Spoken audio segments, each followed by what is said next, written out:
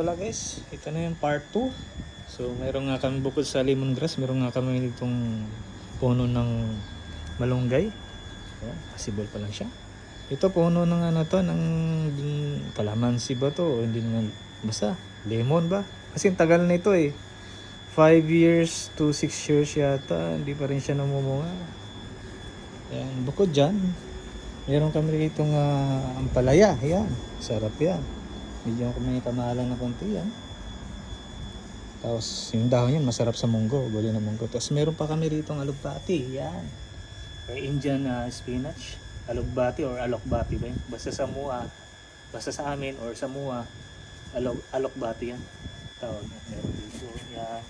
Bukod dyan, meron pa kami rito talbos ng kamote. Tsaka kangkong nakahalo-halo na lang yan dyan. At least makasave na tayo dun sa pang ingredients natin kung sinigang tayo, kaya pakuluan na talbos ng kamote. Yan, masarap na yan.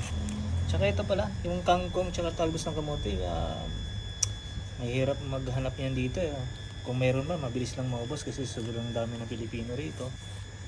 Siyempre, kunti lang naman supply nyo dito. Mas maganda na may sariling tanim dito sa backyard nyo kung meron kayong backyard, small backyard.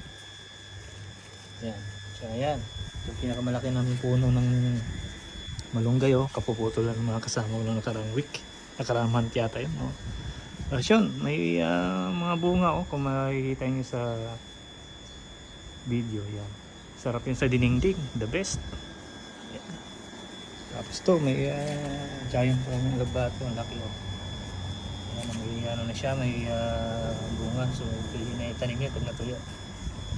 Tapos yan, meron pa kaming dito, yan, kangkong. Yun.